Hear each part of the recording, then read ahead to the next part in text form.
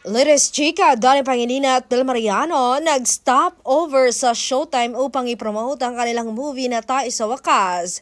At yun na nga, mapapanood na yan bukas sa mga sinihan saan mang sulok ng Pilipinas at buong mundo rin. Marami na namang kinilig dahil habang nagtatrabaho ang Showtime host, busy rin silang nag-uusap sa gidli. May sariling mundo, napaka-sweet.